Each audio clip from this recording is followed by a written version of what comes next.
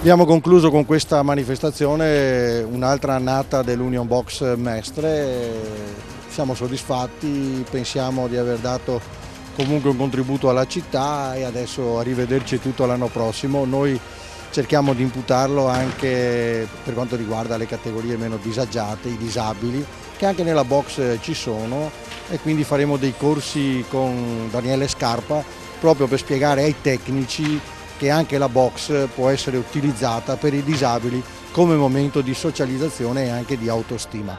Arrivederci a tutti e grazie.